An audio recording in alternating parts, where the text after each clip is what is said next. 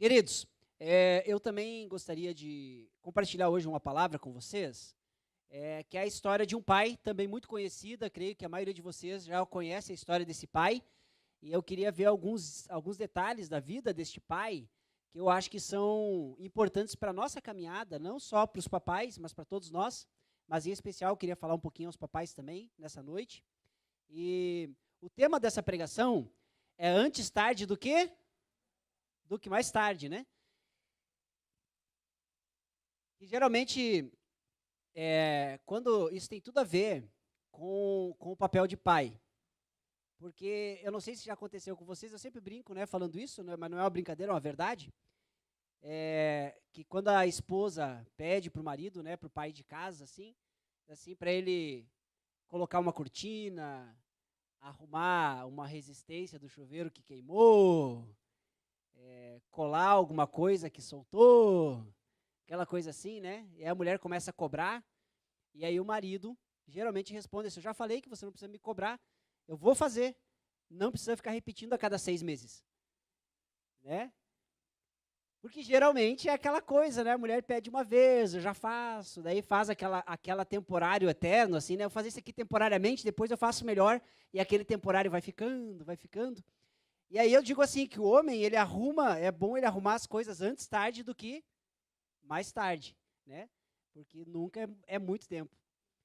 E a gente vai ver um pouquinho sobre essa questão do antes tarde do que mais tarde, na vida de um homem que está no livro de Lucas, capítulo 8.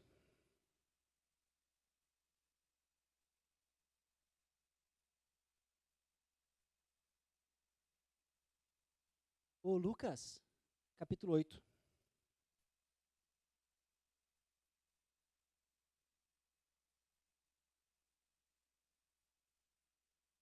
Lucas, capítulo 8, versículo 40.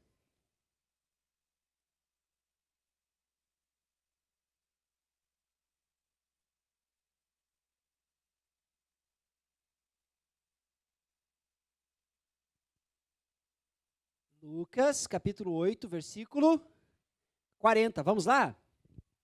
Quando Jesus voltou, antes da gente chegar lá, vou aproveitar aqui, ó, que bem agora, alguém mandou mensagem no meu zap e deu som aqui na frente, vocês viram?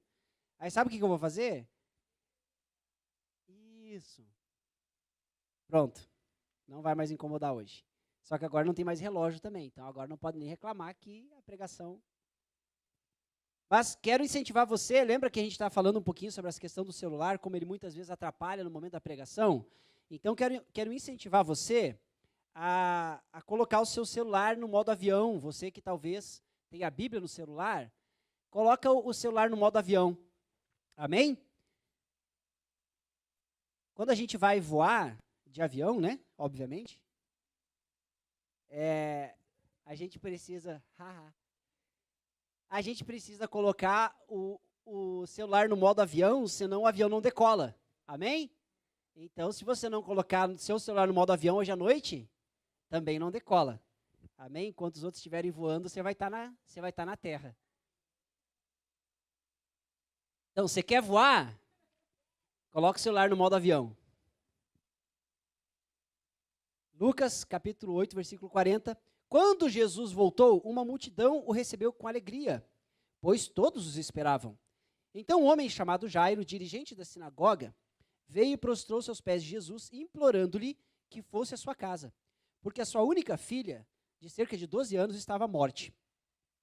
Estando Jesus a caminho, a multidão o comprimia, e estava ali certa mulher que havia 12 anos vinha sofrendo de hemorragia e gastara tudo o que tinha com os médicos, mas ninguém pudera curá-la.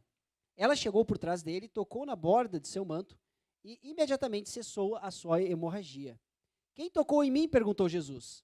Todos, como todos negassem, Pedro disse: Mestre, a multidão se aglomera e te comprime. Mas Jesus disse: alguém tocou em mim, porque eu sei que de mim saiu o poder. Então a mulher, vendo que não conseguiria passar despercebida, veio tremendo e prostrou-se aos seus pés. Na presença de todo o povo, contou o que tinha tocado nele e como fora instantaneamente curada. Então ele lhe disse: Filha, a sua fé te curou, vai em paz. Enquanto Jesus ainda estava falando, chegou alguém da casa de Jairo, o dirigente da sinagoga, e disse, morreu, mas... Não, aqui morreu mesmo.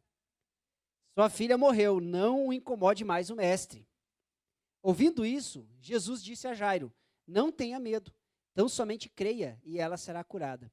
Quando chegou à casa de Jairo, não deixou ninguém entrar com ele, exceto Pedro, Tiago e João, no barquinho.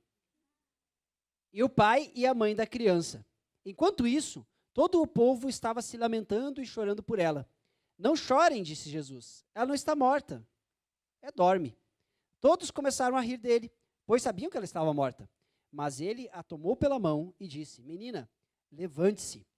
O espírito dela voltou e ela se levantou imediatamente. Então Jesus lhes ordenou que lhe dessem de comer. Os pais dela ficaram maravilhados, mas ele lhes ordenou que não contassem a ninguém o que tinha acontecido. Amém? Vamos orar? Senhor, eu quero pedir nessa noite que essa palavra, ela fale aos nossos corações. Nós cremos que a tua palavra, ela tem mistérios a serem revelados mediante o teu Espírito Santo. E nós cremos que nessa noite o Senhor tem alguns mistérios que o Senhor gostaria de revelar a nós através dessa palavra. E nós queremos ser transformados, queremos ser tocados por essa palavra do Senhor. Então fala conosco hoje no nome de Jesus. Amém. Amém, queridos? Bom, como eu disse, talvez essa história aqui, eu creio que talvez todos aqui já devem ter ouvido falar dessa história do Jairo e da mulher com fluxo de sangue. É uma história muito conhecida, né? Essa história da mulher do fluxo de sangue tem músicas escritas sobre ela, né? A do Jairo não. Eu acho que Jairo não deve rimar com quase nada, então é difícil ter uma música do Jairo. Mas todo mundo conhece essa história. É uma história muito interessante. E tem alguns detalhes dessa história que são mais interessantes ainda e que eu acho que são importantes de nós começarmos a olhar para esses detalhes. Começando, o Jairo, ele tinha uma filha que tinha 12 anos de idade, era uma adolescente, né, em plena fase de crescimento, e essa menina ficou doente. E aí, quando essa menina fica doente, é uma doença muito séria, alguma coisa aconteceu com essa menina, que essa menina ficou muito doente. Ao ponto de eles dizerem assim, olha, não tem jeito, a menina vai morrer. E aí o Jairo, ele vai pedir ajuda para Jesus. E aí começa a parte interessante da história, porque quando a gente lê essa história, algumas coisas a gente precisa prestar atenção. Primeiro, o Jairo, ele era o chefe da sinagoga. Em que cidade eles estavam? Eles estavam na cidade de Cafarnaum. Cafarnaum era uma cidade que ficava à margem do lago da Galileia, do mar da Galileia, mais conhecido como Mar da Galileia, que era um lago, na verdade, que é onde eles pescavam, que é onde aconteceu a pesca maravilhosa, que é onde Jesus acalmou a tempestade, é onde Pedro andou sobre as águas. É um lugar onde muitas coisas dos evangelhos, aquele é o lugar onde as coisas aconteciam. E Cafarnaum é a cidade onde Jesus executou a maior parte dos seus milagres, porque era a cidade onde Jesus morava. Era assim, o quê? Como assim Jesus morava? Jesus tinha uma casa. E essa casa era na cidade de Cafarnaum. Jesus tinha casa? Tinha, né? Porque ele começou o ministério dele, né, gente, lá com uns 30 anos de idade. E onde ele morava até os 30 anos? Né? Morava na rua, era por não ter casa. Ele tinha uma casa, sim, que ficava em Cafarnaum. Então, essa casa em Cafarnaum tem umas histórias bem interessantes. Se você procurar depois, eu até posso mostrar nos grupos algumas histórias de alguns pastores que falam da história de como Jesus comprou essa casa. É bem interessante. Mas eu não vou falar para não perder tempo com isso. Eu vou mandar o link e vou dizer assim, ó, já vou dizer de antecedência, que é heresia, né? É imaginação muito fértil, não é nem imaginação santificada, que nem diz a pastora. Então, Jesus, ele está em Cafarnaum e Jairo é líder da sinagoga em Cafarnaum. Agora eu quero que você comece a pensar, Jairo conhecia Jesus? Porque quando a gente olha esse negócio assim e começa a ler o texto, muitas vezes a gente não presta atenção no contexto do que está acontecendo e a gente viaja muitas vezes. Mas olha só, quando Jesus ele começa o seu ministério, ele vai para o deserto para ser tentado, ele volta do deserto e ele vai para a região da Galileia, primeiro para a região onde moravam a sua mãe e seus irmãos. Eles não acreditam nele, ele sai de lá e ele vai para Cafarnaum. Chegando em Cafarnaum, no primeiro dia que ele chega em Cafarnaum, no sábado, ele está na sinagoga e aparece um homem endemoniado. E ele começa a ensinar, ele liberta aquele homem endemoniado, isso está em Lucas capítulo 4. E aí as pessoas já começam a falar assim, rapaz, quem que é esse cara? Ele ensina com autoridade, ele não ensina igual os fariseus. Olha o Jairo escutando esse negócio. Chega um cara, do nada, entra na sinagoga, começa a ensinar, expulsa um demônio, e as pessoas começam assim, olha, esse cara aí, ele ensina com autoridade, não igual o Jairo. É isso que eles estão falando, eles estão dizendo, ele ensina com autoridade, não como os mestres, mas é diferente. Por quê? Porque ele expulsou um demônio, não era uma coisa natural expulsar demônio. E depois disso, começa a acontecer outras coisas. Jesus, depois, um pouquinho mais para frente, Jesus ele está em casa, esse texto também tem o relato lá em Marcos 2, Jesus ele está em casa, e aí tem aquela história que eles baixam o paralítico pelo teto. E quando eles baixam o paralítico pelo teto, a palavra diz que os fariseus estavam dentro de casa com ele. E quando eles baixam o paralítico pelo teto, e Jesus perdoa os pecados do paralítico, eles começam a pensar no coração deles, quem que é esse cara? Quem que ele acha que ele é para perdoar pecado? E aí Jesus conhecendo, diz a palavra assim, Jesus conhecendo seus pensamentos, fala assim, o que vocês acham? É mais fácil eu perdoar o pecado ou mandar ele levantar? E aí, você imagina como que os fariseus começavam a gostar de Jesus. Né? Aí depois, tem um outro lance ainda, de um homem da mão ressecada, isso está em Lucas capítulo 5. Jesus, ele entra na sinagoga e tem um homem com a mão ressecada, possivelmente, né, a mão atrofiada, e Jesus toca naquele homem, cura aquele homem, e aí os fariseus assim, pô, mas tem que curar no sábado, né, não tem a semana inteira para curar, o cara tem que curar no sábado? Como assim? Tem que ter dia para curar agora, né? Você fica doente no sábado, não pode ir no médico. Tem que ficar em casa até esperar chegar o domingo para ir no médico. Não, curar é curar, gente. E aí, de novo, problema com os fariseus. Para acentuar o problema com os fariseus, quando eu falo os fariseus, estou falando do Jairo. Porque esse problema todo, o Jairo era o chefe desses caras. Então, você imagina os caras falando de Jesus para Jairo. Ô Jairo, tinha que dar um jeito nesse cara. Esse cara tá estragando nosso negócio. Os caras dão mais atenção para esse tal de Jesus do que para a gente. E agora, para piorar a situação, no capítulo 7, que é um pouquinho antes do que a gente está acontecendo, em Cafarnaum ainda, tudo em Cafarnaum, tudo isso está acontecendo em Cafarnaum, por isso que eu digo, é importante você saber, porque o Jairo está nesse negócio. Agora, tudo em Cafarnaum acontecendo, e lá vem o centurião. O centurião, ele era o chefe da guarda romana de Cafarnaum e da região. Então, esse cara tinha autoridade. Esse cara era tipo o delegado da região. Ele que mandava e desmandava na guarda romana. E esse centurião, o servo dele fica doente. E quando o servo dele fica doente, ele pensa assim, eu vou falar com esse tal de Jesus aí que está curando o pessoal, para ver se Jesus cura o meu servo. Só que como ele não sabe como chegar em Jesus, para quem que ele vai pedir para falar com Jesus? Para quem? Para quem? Para o Jairo. Porque ele fala que ele foi falar com os chefes da sinagoga, o Jairo estava no meio. E ele chega para os chefes e fala assim, olha, será que vocês podem falar com Jesus? Porque meu servo está meio doente. E aí eles vão falar com Jesus. Se você ler isso lá no capítulo 7, eles chegam para Jesus e falam assim, olha Jesus, esse cara, esse centurião, ele é amigo do nosso povo. Ele, inclusive, ajudou a gente a construir a sinagoga. E a gente gostaria que você fosse lá. Você já pensou? Eles já não gostavam de Jesus, agora eles têm que ir lá pedir para Jesus um favor em nome do outro cara, porque o cara era autoridade naquele lugar e eles não queriam desapontar o centurião. E eles têm que se humilhar, ir lá falar com Jesus. E aí, Jesus, assim, não, eu vou lá sim. E quando o centurião fica sabendo que Jesus está indo lá, eu já preguei sobre esse texto, vocês lembram disso, né? Quando ele fica sabendo que Jesus está indo lá, ele manda alguém correndo assim, não, Jesus, não precisa vir aqui não, só manda um áudio no zap que a gente põe aqui e a cura vai acontecer. Ele não precisa vir até aqui não. Ele vai assim, Senhor, só manda uma palavra, porque eu sei de onde o Senhor estiver, vai mandar uma palavra, vai curar. E aí acontece exatamente isso. Jesus declara a cura e o homem é curado lá. Então, agora eu quero que você entenda. Tudo isso, Jairo está no meio.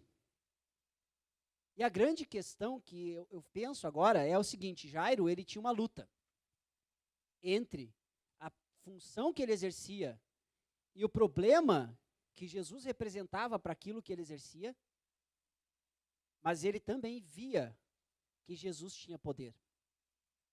É inegável que Jairo presenciou o poder e a autoridade de Jesus, expulsando demônios, curando apenas com uma palavra.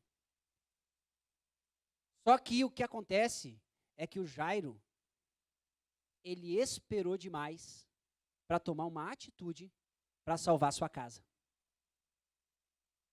Eu acho que o Jairo, ele foi tentando tudo o que podia para não precisar falar com Jesus. De repente, uma cena que possivelmente só aconteceu lá no passado, porque no passado era mais ou menos assim, a menina estava doente, e o Jairo aqui, né, puxa vida, essa menina está doente. E a mulher do Jairo, fazer o papel da mulher do Jairo. Por que você não fala com Jesus? Não, calma, vou chamar um médico. Vai lá e fala com Jesus, porque lá ele já resolve logo. E o Jairo aqui tentando mediar a situação, porque ele não queria ir falar com Jesus, porque ele sabia que isso ia causar um grande problema para ele.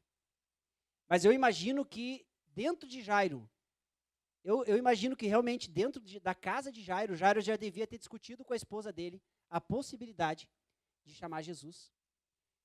Mas ele estava ponderando, se ele chamar Jesus, qual o tipo de compromisso que isso causaria na vida dele em relação a Jesus e qual o impacto que isso traria para a função dele como chefe da sinagoga, ele trazer Jesus dentro da casa dele para salvar a filha dele.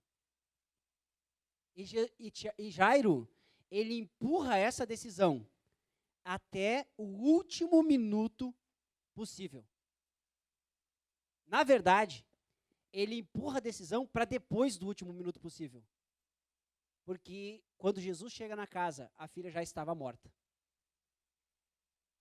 E aí eu fiquei pensando sobre todos esses detalhes, e eu fiquei pensando quando nós vamos deixando a nossa casa ir rolando de qualquer jeito, até as coisas começarem a estourar em casa, e aí a gente decidir que a gente precisa buscar Jesus. Quantos de nós vamos levando assim, vai empurrando. Tem um conflito com o filho, tem conflito com a esposa, tem conflito com o esposo, tem conflito com a sogra, tem conflito com o sogro, tem conflito com o filho, com o pai, com o irmão, mas você vai empurrando. E você vai deixando a sua casa sendo conduzida de qualquer jeito até a coisa começar a apertar de verdade. Quando a coisa aperta, que você vê que a morte está batendo a porta da sua casa, aí você pensa, puxa, acho que é bom eu buscar Jesus. Como que isso se dá no nosso dia a dia? A gente não lê, a gente não ora, a gente não louva, a gente não faz nada. A gente fica em função de Netflix, de WhatsApp, Facebook, Instagram e etc. Até a coisa começar a estourar na nossa vida. Quando começa a estourar, diz assim, puxa vida, acho que eu vou no culto hoje. Acho que eu precisava ler alguma coisa. Aí a gente pega a Bíblia e diz assim, onde será que eu leio? Tanta coisa, né? Mas assim, já sei.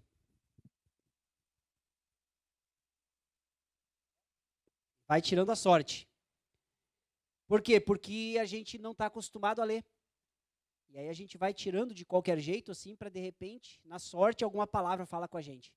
E eu dizer que Deus é bondoso com a gente, que geralmente ele ainda fala, né? Mesmo quando a gente abre assim, porque Deus é bondoso. Mas a gente é descompromissado. A gente é descuidado. E a gente só pensa em buscar Jesus quando a coisa está, de fato, para a morte. Só que aí quando Jesus está indo com Jairo para a casa de Jairo, ainda aparece uma mulher para atrapalhar o negócio. Eu fico pensando Jairo aqui, né, tentando apressar o passo, um monte de gente em volta, porque disse que todo mundo estava apertando Jesus. E o Jairo assim, gente, dá licença, por favor, a minha filha tá, sai da frente. Sai da frente! Deixa a gente passar. E aí, de repente, a mulher encosta em Jesus. Aí Jesus sente que sai poder. E aí quando Jesus para, gente, espera aí. Alguém me encostou. Eu quero, imagine, com a imaginação santificada, né, que a pastora sempre fala, imaginação santificada. Imagine o Jairo indo na frente, abrindo o caminho. Sai, né, abrindo o caminho para passar com Jesus. E Jairo aqui empurrando a galera, e de repente Jesus para assim, para aí, gente, para aí, alguém me encostou. Como é que é? Aí eu acho que Pedro percebe que a situação do Jairo estava meio nervoso, e o Pedro diz assim, Senhor, é que sabe o que é, Senhor? Pedro acalmando a situação. Tá muito certa essa história, né? Como assim? Sabe o que é, Senhor? É que tem bastante gente encostando em você. Não sei se você percebeu, mas, né? Aí Jesus, não. Alguém encostou em mim de uma forma diferente. É um negócio interessante essa coisa assim do encostou de uma forma diferente, porque parece que a gente pode chegar na presença de Jesus e até tocar nele e nada acontecer. E essa mulher, quando ela chega e toca em Jesus, algo diferente acontece. E Jesus percebe que é um toque de fé. Quando essa mulher toca em Jesus, algo acontece na vida dela. E Jesus percebe que acontece algo na vida dela. E aí, ele assim, não, alguém me tocou. E aí, Jesus começa a procurar. Eu acho que Jesus começa assim, foi você? Foi você? Quem me tocou aqui? E aí a mulher, porque diz assim que a mulher viu que ela não ia conseguir ficar escondida. Ou seja, alguma coisa começa a acontecer. Eu acho que o Jairo assim, gente, quem encostou nele? Por favor, fala logo que a gente precisa ir lá em casa. Quem foi? Foi você? Foi você? Quem é? Né? E aí, a mulher vendo que não ia ficar escondida, ou seja, estavam procurando. Ela disse, tá, gente, fui eu. Pronto, falei.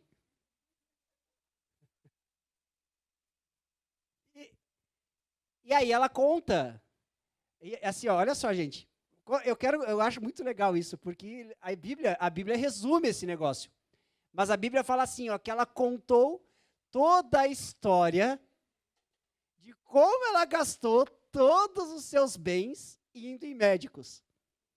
Ela não falou assim, ó, Jesus, eu já gastei tudo que eu tenho indo em médico, e eu vi que é só você que ia dar, e é isso aí. Pronto, falei. Não, gente. A mulher foi curada depois de 12 anos. Você acha que ela só ia falar isso? Não, ela começou a dar um testemunho. Sabe o que é, Jesus? Tudo começou há 12 anos atrás. Aquela pausa dramática, assim, né? Agora imagina o Jairo escutando a história da mulher.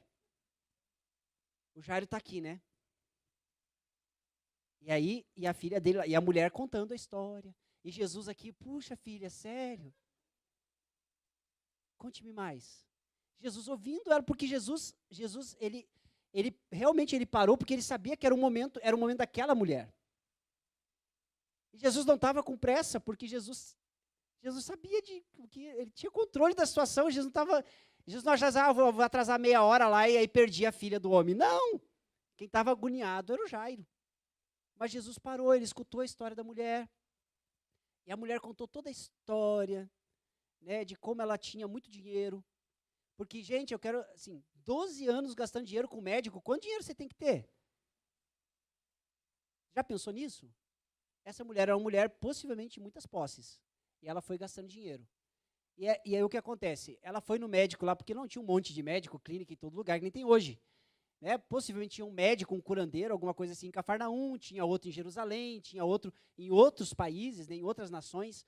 E o que ela fez? Possivelmente ela viajou atrás de médicos de outros lugares que eram famosos por poder curar ou poder fazer alguma... E ela foi atrás. E ela foi... E não só isso, né? Eu imagino que cada médico dava uma cura... Não, tem que tomar um chá de hortelã com abacaxi. Não, isso não é chá, isso é suco, né, gente? Você tem que tomar um chá de mandrágora com não sei o quê, a mulher tinha que sair, catar esse negócio, fazer chá. Sabe? Ela foi tentando todas as técnicas de cura possível, ela investiu tudo que ela tinha. Porque eu quero que você entenda. A impureza que ela tinha impedia que ela pudesse ter filhos. E uma mulher sem filhos era uma mulher sem futuro. Então, ela gastou tudo que ela tinha na esperança de ser curada e poder ter filhos, porque ter filhos era o que de fato garantiria o futuro dela, não a riqueza, o filho. Então, ela ficou 12 anos nessa busca até que ela correu para Jesus. Agora acontece algo interessante, porque essa mulher, ela estava 12 anos enferma, com uma impureza que impedia ela de ter filhos. O Jairo tinha uma filha, e por 12 anos, ele permitiu que a filha adoecesse ao ponto de morrer, porque ele também não buscou Jesus.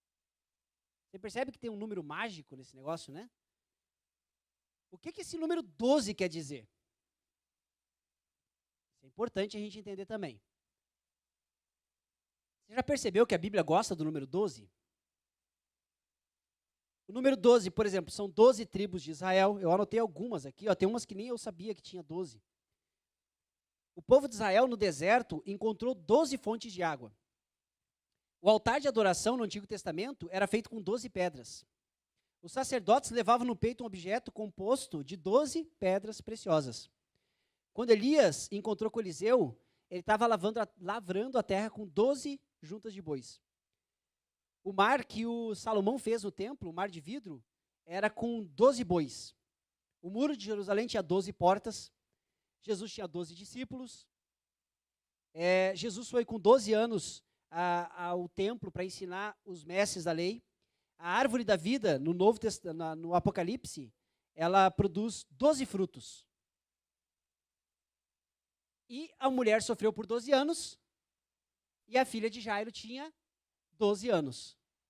Por que tudo tem a ver com 12? É que a gente conhece pouco da história, e realmente tem pouco da história sobre o sistema de numeração que era utilizado na antiguidade. Por exemplo, por que vocês já perceberam que a nossa contagem de tempo, ela é toda também de 12 em 12? Você nunca pensou por que a hora não tem 100 minutos? E o minuto tem 100 segundos, que fica fácil de você fazer a conta, né? Não é difícil pra caramba. Quantos minutos tem num dia? Nem faço ideia. Se fosse 100 horas de 100 minutos com 6 segundos, se diz facinho. Agora tem que ser 60.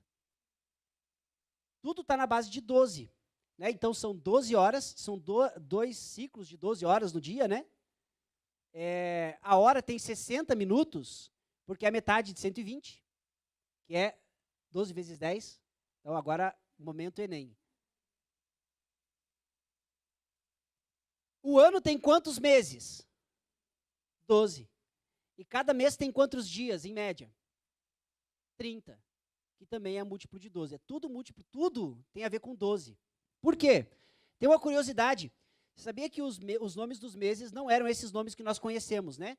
O nome de julho e o nome de agosto, eles foram dados em homenagem a Júlio César e Augusto César, que eram imperadores de Roma. E por isso que tem o nome de julho e agosto. Só que daí o que acontece? Julho tinha 31 dias. E aí eles assim, e agosto tinha 30. E aí eles pensam assim, pô, como que o julho tem mais dias do que o agosto, né? Não dá.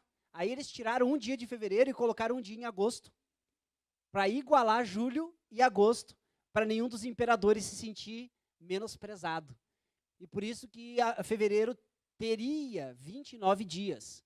Depois, com o ajuste, por causa do ano bissexto, ele passou a ter 28. Por isso que fevereiro tem menos dias, e aí agosto tem mais dias. Mas na originalidade, todos os meses tinham 30 dias, que era contagem de 12. Por quê? Porque tudo era contado na base de 12 na antiguidade. Porque eles não usavam, a gente conta até 10 porque a gente usa os dedos da mão, certo? Por isso que a gente usa essa base de 10. Eles usavam a base de 12 porque eles não usavam os dedos da mão para contar.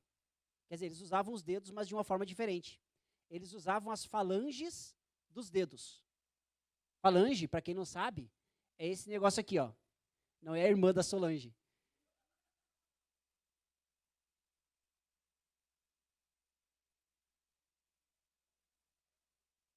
Falange. E aí, como que eles contavam? Os pastores, você sabe que na antiguidade, o povo vivia muito do pastoreio. Então, quando os pastores iam contar as ovelhas, o gado, etc., eles contavam assim, ó, eles iam deixando o bicho passar e eles iam contando aqui, ó, 1, 2, 3, 4, 5, 6, 7, 8, 9, 10, 11, 12. Quando completava 12, eles colocavam o dedinho aqui, ó, e marcavam 12. Aí continuava. 1, 2, 3, 4, 5, 6, 7, 8, 9, 10, 11, 12, mudava mais um aqui. Aí era 24. Aí continuava, pá, até chegar no último aqui, que era 144, 12 vezes 12, para quem não sabe, né? Se cair no Enem, 12 ao quadrado, 144. Só que como eles usavam essa contagem de 12 em 12, tudo era contado de 12 em 12. Por isso que eles fizeram as horas do dia em 12 horas. Porque para eles era mais fácil contar tudo em 12. Então, agora presta atenção no negócio. Quando essa mulher, ela chega para Jesus e fala que ela estava há quantos anos sofrendo? Quantos? 12. É porque ela sofreu 1 ano, 2, 3, 4, 5, 6, 7, 8, 9, 10, 11, 12 e estava na hora de recomeçar.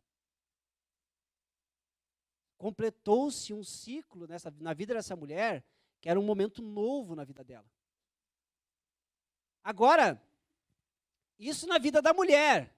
E na vida da filha de Jairo. Também. Era um momento novo. Era um momento em que se encerrou um determinado ciclo na vida daquela família. E era um momento novo na vida daquela família.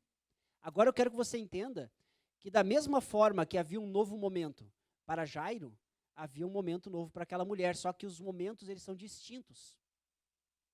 Para essa mulher, era o momento de começar a ter filhos. Porque ela não tinha filhos, porque ela carregava impureza. A pastora falou sobre impureza na sexta-feira. Impureza impede a geração de filhos espirituais. Quem tem uma vida impura nunca vai conseguir gerar filhos espirituais. Não tem jeito. Você até pode pensar, mas quando você acha que está gerando, você perde. Porque a impureza não permite que você gere filhos. E por outro lado, Jairo, ele gerou. Só que ele não cuidou. E ele permitiu que a filha dele morresse. Então Jairo, ele não era impuro, mas ele era relapso, descuidado, irresponsável, descompromissado. E o que isso tudo tem a ver com a gente? Tem a ver com a gente que nós precisamos entender que Cristo quer dar um novo momento na nossa vida, independente se a minha vida é uma vida de impureza, é uma vida de irresponsabilidade, de falta de compromisso. Ele quer mudar a minha vida para que eu possa fazer as coisas acontecerem de uma forma diferente na minha vida. Agora eu quero que você entenda o seguinte. Então, quando Jesus ele chega na casa de Jairo, tem alguns passos que Jesus dá e eu queria focar no Jairo, porque o Jairo é o pai da casa, o responsável pela casa, e é aquele que deveria ter uma atitude que salvasse a sua casa e não condenasse a sua casa. E Jairo, quando ele vai ao encontro de Jesus, as pessoas dizem para ele assim, não se importa mais, nem incomoda mais Jesus, porque já morreu, já não tem mais chance. E muitas vezes a gente escuta palavras assim em relação a coisas da nossa vida. A gente tem expectativas, a gente tem sonhos, a gente gostaria de ter uma família abençoada, mas às vezes as pessoas chegam para assim, ali não tem mais jeito não. Aquele ali está perdido, aquele ali não tem mais como recuperar. Parece esses religiosos vindo falar com Jairo, quando Jairo vai atrás de Jesus, quando Jairo decide tomar uma atitude, sempre tem aquele que quando a gente decide tomar uma atitude, vai chegar para a gente e vai dizer assim, não adianta mais. Larga a mão. Não tem mais solução, não tem mais jeito. E aí que Jesus entra na história, porque se a gente está buscando Jesus, ele é aquele que vai gerar fé no nosso coração, porque Jesus olha para Jairo assim, Jairo, dá atenção para esses caras não. Ele olha para Jairo e fala assim, Jairo, somente creia. Tem algumas coisas na nossa vida, em alguns momentos específicos da nossa vida, isso é muito importante, isso é muito interessante, quero que você preste atenção nisso. Tem alguns momentos na nossa vida em que a gente fica pensando assim, meu Deus, o que eu preciso fazer para mudar esse negócio? E a gente se sente impotente, a gente se sente paralisado, a gente sente que parece que não consegue mudar aquela realidade. E aí, esses momentos são os momentos em que a gente só precisa crer. Só crer. Tem momentos que não adianta você querer fazer alguma coisa, porque se você tentar fazer, você só vai piorar. Você só precisa crer. A gente vê muitas vezes, né, momentos exatamente assim na vida de pessoas em que a gente assim, meu irmão, não faça nada, só espera. Aí a pessoa sai da nossa presença e ele já vai lá tentar resolver o negócio. Quantas vezes já aconteceu um negócio assim, a pessoa sai, não, eu vou lá porque eu vou resolver, e daí quando tenta resolver pelas suas próprias forças, o que acontece? Piora. Piora. É sempre assim, não adianta. Porque tem alguns momentos que a gente só precisa crer. Eu fico pensando, agora com a cabeça de Jairo. Quando Jairo está aqui, porque diz que quando a mulher terminou de falar, as pessoas chegaram e abordaram o Jairo. E eu fico imaginando que Jairo está aqui, né, naquela, assim, mestre. E aí, de repente, o pessoal chega e sobra assim, ó, cara, não adianta mais, a tua filha já morreu. Eu fico pensando, se fosse eu, no lugar do Jairo, de verdade, eu sairia correndo no meio da multidão, eu iria correndo para minha casa. Sabe aquele momento assim de desespero que bate em você, de você dizer assim, cara, eu estava aqui na rua e nem para dar o último abraço, nem para dar o último beijo, perdi. E você sai desesperado porque você, pensando que talvez você possa fazer alguma coisa ainda.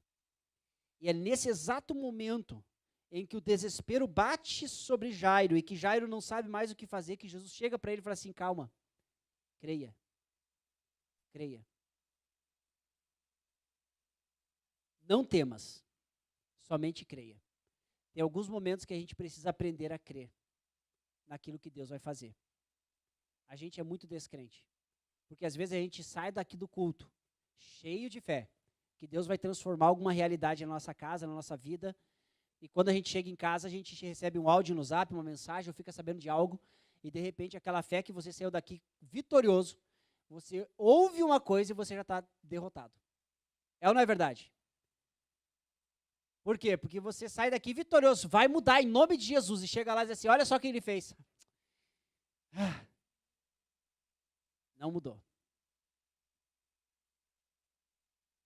Então, Jesus, ele fala para ele, creia. Quando Jesus chega na casa, o povo diz assim, tá morta já era. Já encomendamos o caixão. E Jesus, eita, olha aí, ó. Que se abram os céus.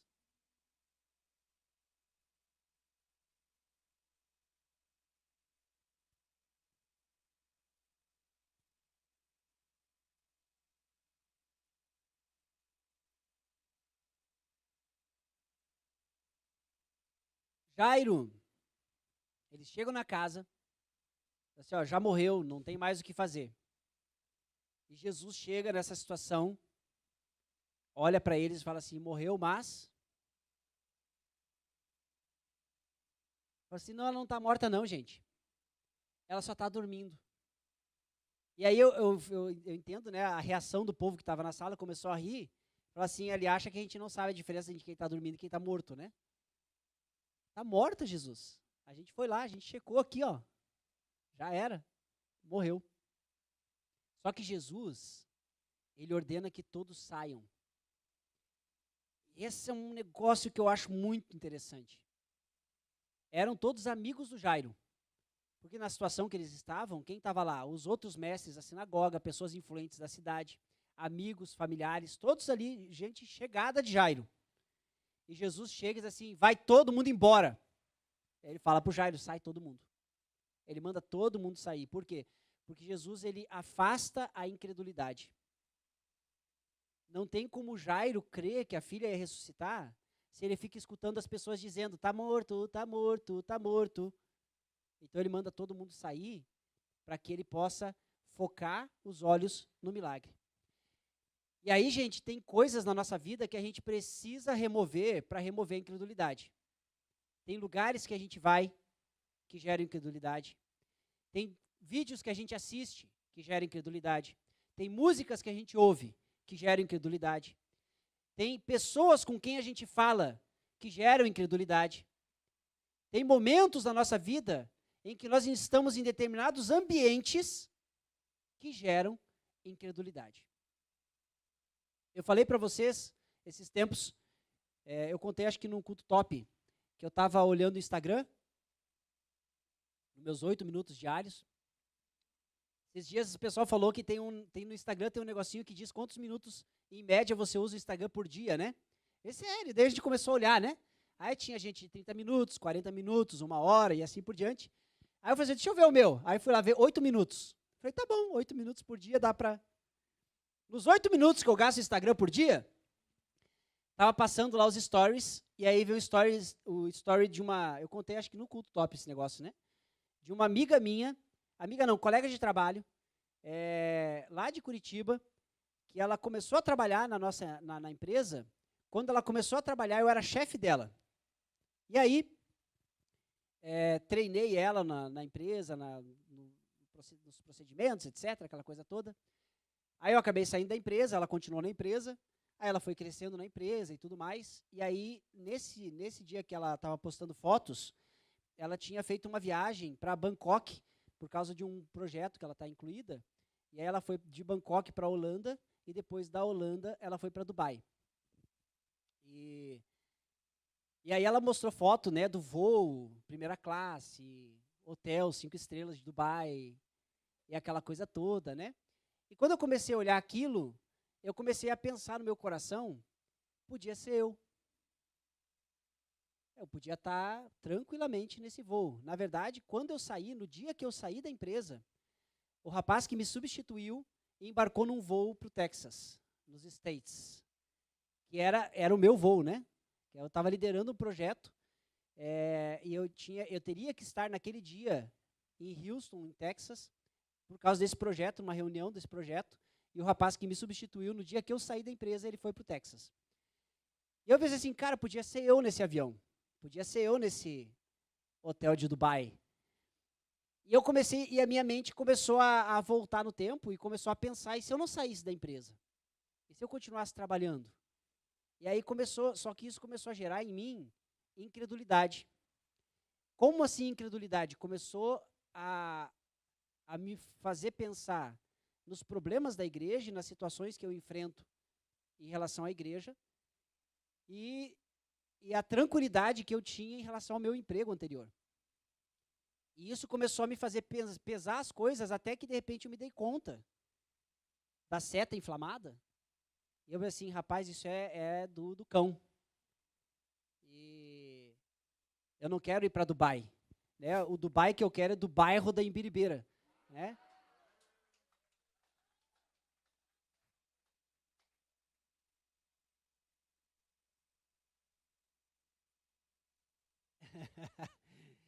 Esse é o meu Dubai.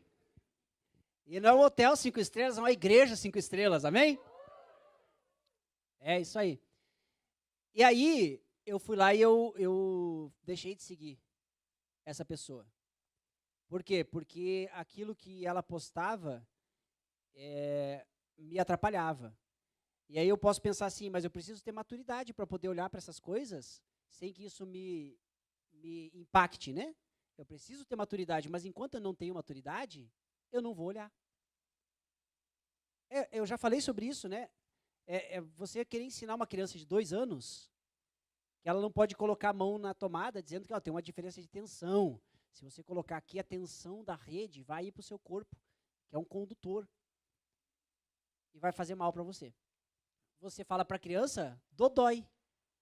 E é suficiente para ela. Ela não precisa entender mais que isso. Conforme ela vai crescendo, ela vai entendendo os diferentes níveis de conhecimento que ela precisa ter para poder mexer naquilo. E dependendo do nível de conhecimento que ela adquire naquele campo, ela pode abrir a tomada e, inclusive, segurar no fio, sabendo qual fio pode segurar. É ou não é verdade? Porque precisa maturidade e conhecimento. E tem algumas coisas que eu quero dizer para você, meu querido, que você não tem maturidade. E você precisa reconhecer o nível de maturidade que você tem para saber que tipo de ambiente você pode frequentar, que tipo de música você pode ouvir, que tipo de filme você pode ver, que tipo de pessoa você pode se relacionar. Porque muitas vezes a gente quer manter um determinado relacionamento que é ruim para a gente, e a gente fala assim, não, mas é que eu vou ganhar para Jesus. E está muito mais para a pessoa ganhar você para o mundo. E aí você fica nessa coisa assim de que você é o evangelista. Hã? Namoro evangelístico. E aí o que acontece? Você entra nessa, e aí você acaba, muitas vezes, sendo influenciado pela incredulidade do que influenciando na fé. E o que Jesus faz quando ele entra na casa? Ele manda sair todo aquele povo incrédulo. Vocês acham que não está morto? Então sai fora. E ele só deixa entrar aqueles que criam com ele. Pedro, Tiago, João, o pai e a mãe, e o barquinho ficou para lá de fora. No estacionamento. Você está entendendo, querido? Amém? Só que aí agora vem uma coisa interessante, que me faz olhar para essa situação e começar a entender um pouco mais da realidade da família do Jairo. Jesus entra na casa, entra no quarto onde a menina está deitada, e lá em Marcos, no livro de Marcos, ele conta a mesma história, só que lá em Marcos ele usa o termo em hebraico que Jesus usa para a menina, que é menina levante-se, né? Ela é Talita Cumi. Então, gente, por favor, o nome da menina não é Talita. Eu já vi muito pregador dizer assim, e essa menina, Talita? Não, não é Talita o nome dela, em nome de Jesus, tá bom? Talita Cumi significa menina, levante-se. É um termo hebraico para que ele deu uma ordem para a menina. E a menina levantou. E quando a menina levanta, ele olha para os pais e ele dá uma ordem para os pais da menina. E ele fala para os pais da menina, deem de comer para a menina. E aí tem um pregador que diz assim, viu só? Ele falou, deem de comer, por isso que ele fala, Talita, come.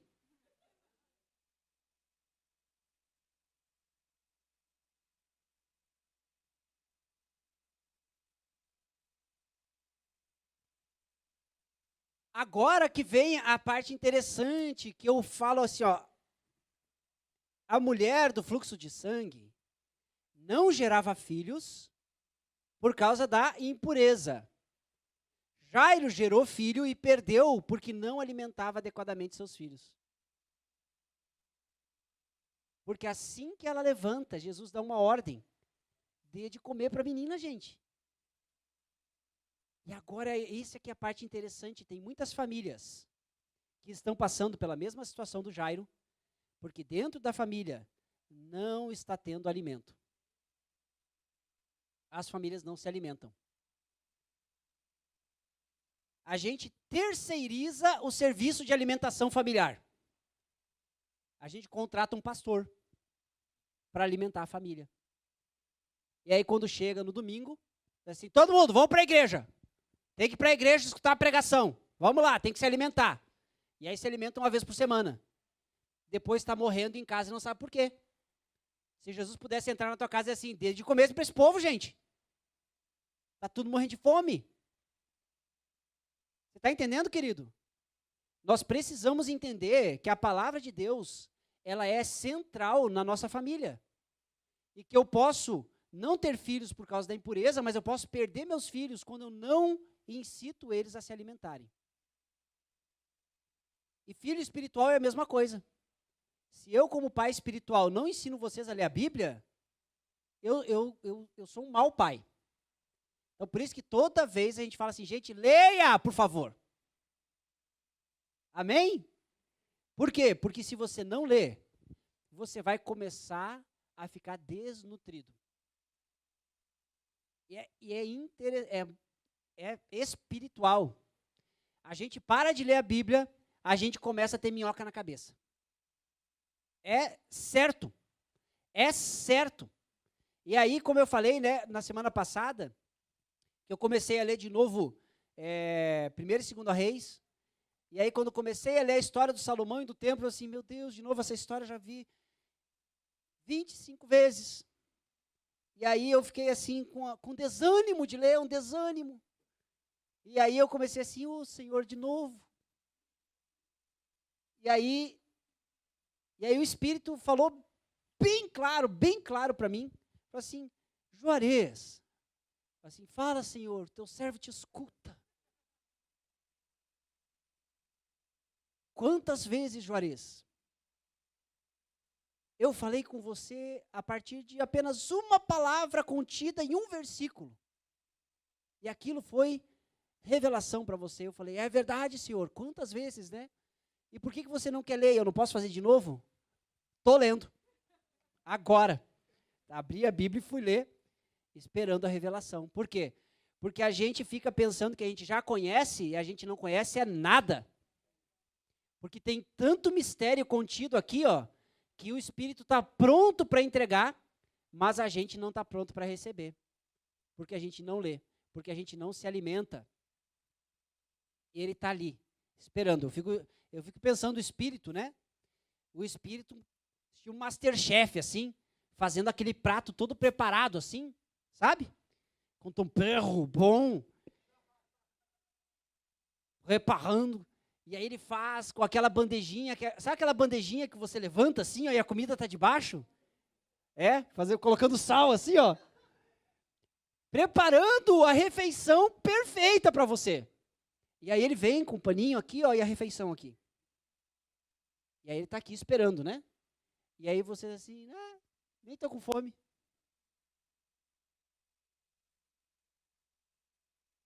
Eu estou fazendo uma parábola, mas eu quero que você entenda, o Espírito, ele está pronto para alimentar você.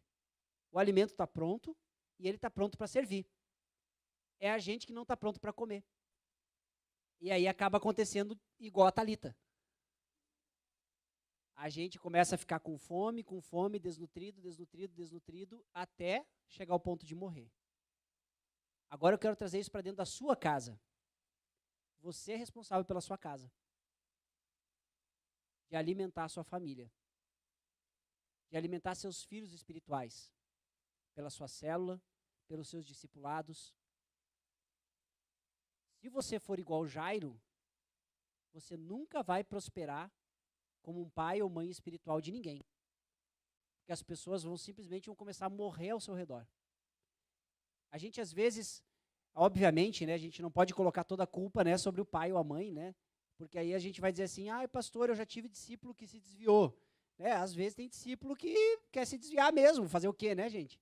A gente dá comida, dá churrasco para ele prefere comer as alfarrobas dos porcos.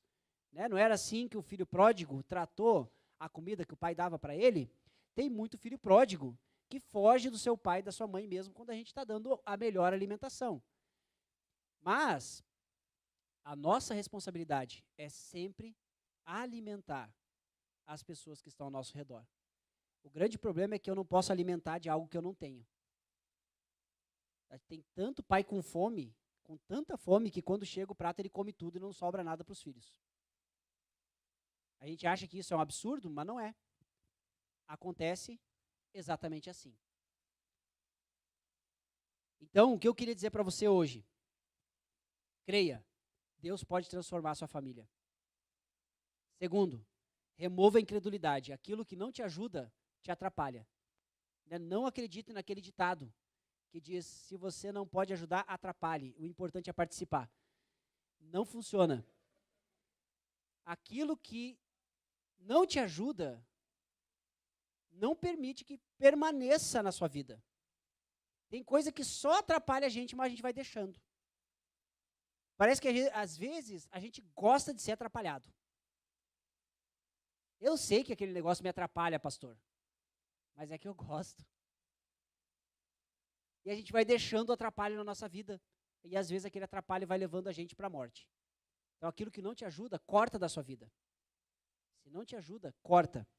E por último, procure o alimento correto para que Deus possa alimentar você, sua família, os seus filhos naturais, filhos espirituais e toda a sua casa. Em nome de Jesus, amém? Agora sim, vamos ficar de pé, eu quero orar com você, eu quero chamar a pastora aqui na frente, que aí nós vamos orar também pelos papais nessa noite. Mas primeiro eu quero orar com você em relação a essa palavra, em nome de Jesus. Pai, nós queremos pedir pelas nossas vidas, porque nós não queremos ser assim como Jairo, que foi irresponsável e demorou tanto para buscar o Senhor, ao ponto de correr o risco de perder a sua filha, a sua família. Pai, nós cremos que o Senhor nos colocou em casas, em lares, em famílias, para sermos bênção no lugar onde nós estamos. E muitas vezes, Pai, nós temos deixado muitas coisas nos atrapalharem e não temos cumprido com o Teu propósito nas nossas casas, nas nossas famílias. Nós queremos pedir hoje, Pai, que o Senhor aumente a nossa fé, que o Senhor remova, Pai, da nossa realidade, do nosso redor, toda a incredulidade, tudo aquilo, Deus, que atrapalha a nossa fé, tudo aquilo que nos lança para longe do Senhor, tudo aquilo, Deus, que não nos ajuda, remove da nossa vida. Pai, não permita que o atrapalho continue no nosso caminho, impedindo o nosso crescimento, impedindo a nossa vida de estarmos sendo alimentados pela Tua palavra. Então nós pedimos, Pai, no nome de Jesus, toca-nos e nos alimenta, para a honra e glória do Teu nome. Amém.